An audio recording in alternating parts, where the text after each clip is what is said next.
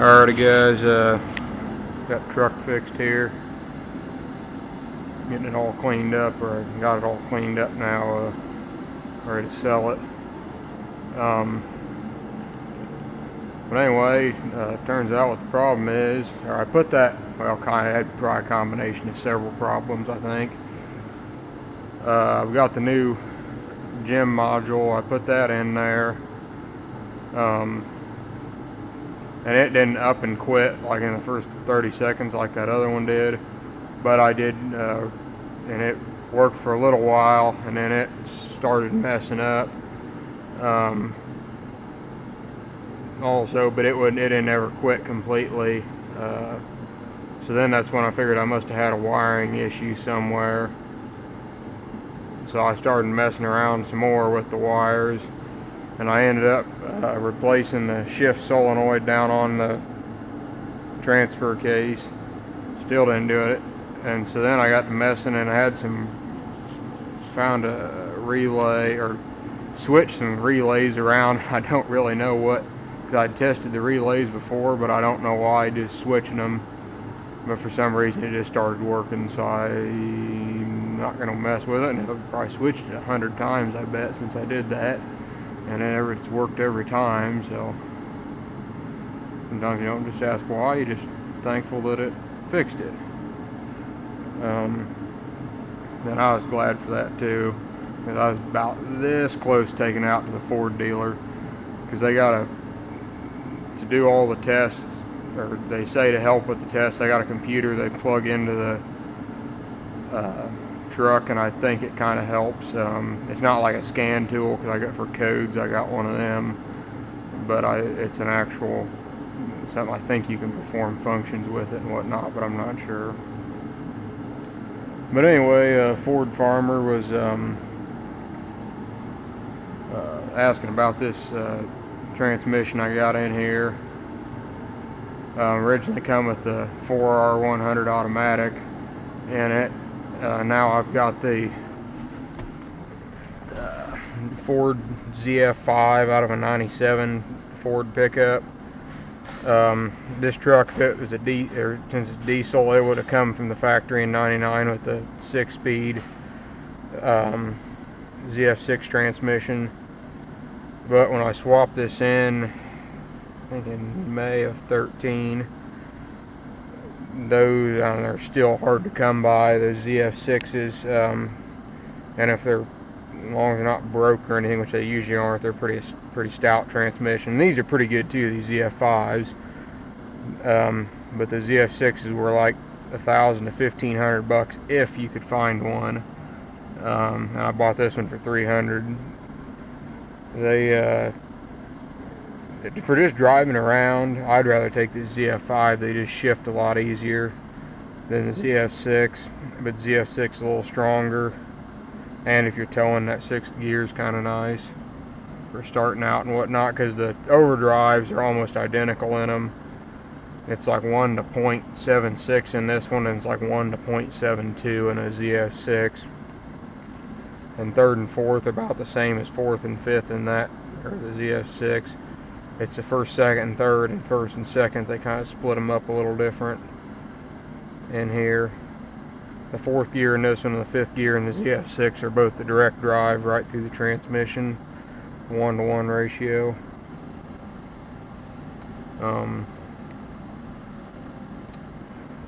I swapped that, and wondering how I'd swap this thing in here. It actually bolted up. The only welding or cutting we had to do was had to lengthen the back drive shaft and shorten the front one. Probably 5 inches or so, I think is what it was, somewhere around in there. But other than that, everything bolted together on it. For the newer series truck, I actually got a clutch pedal and stuff out of an 06, because the firewall's different on these newer body styles versus the older body styles. So I got a master cylinder and clutch pedal and clutch pedal mount out of an 06, and then the slave cylinder came out of a 97, just like the transmission, and the hose is the same, so they all hook up. the master cylinders and stuff are slightly different, but they will seem to work all right together. Let's see what else. Transfer case bolted right up to it. Did have to cut the hole in the floor, and I really, this is all sealed up and everything, but the carpet never laid back down quite right. I really should have gotten a whole new floor mat and pulled the seats out and put it in, but I didn't really want to mess with it too much. I hate doing interior work like that.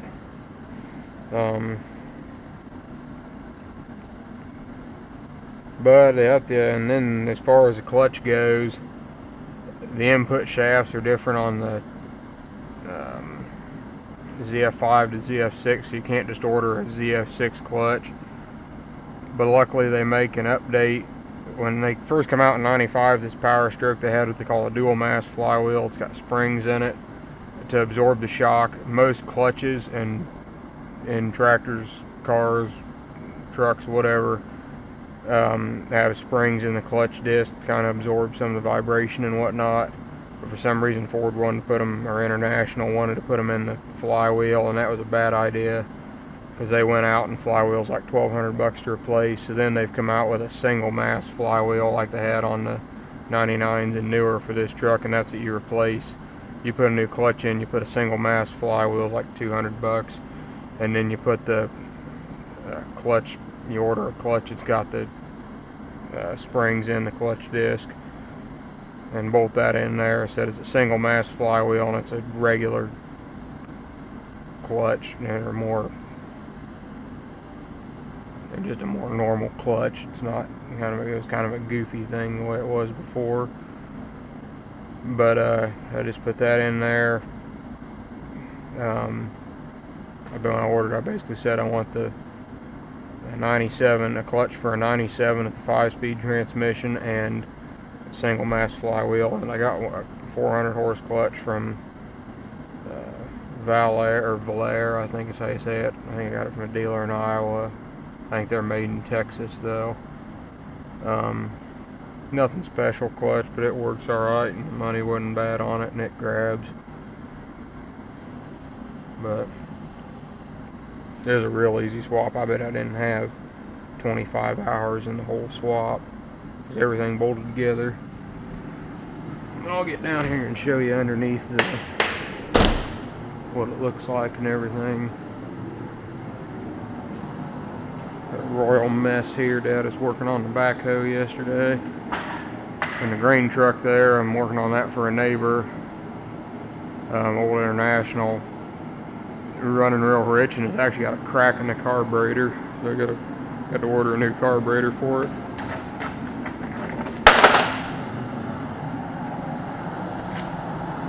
This is the handiest little light. I think I bought it at Advanced Auto Parts. $7. Got a little magnet on the back, and I busted it. I've only dropped it about 100 times. And got a little hook. You know, especially for like if you're greasing something, just need a quick light under there. You just need to change the batteries in it, but it's pretty easy. It can't beat it. Best $7 I spent. A new shift solenoid. We've got a little bit of an oil leak. I think the valve cover leaks a little bit, but I'm not sure. It's not enough to really concern me. But you can see it just bolts right up there to the flywheel.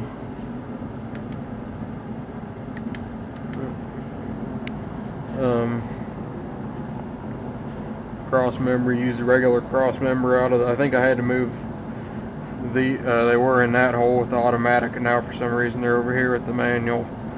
I don't know why they're all set like that, but that's how they did it. And I think this cross member with the automatic, it sat in these 3 holes here, and now I moved it up to there, but all the holes were already punched in the frame rail and everything, and so it just all bolted in there, which is real nice. Made it real clean swap. But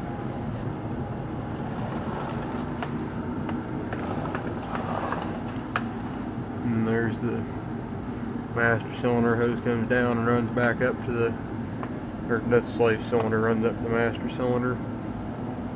But the starter bolted right up that bell housing and everything. It was a lot easier to do than I thought it would be.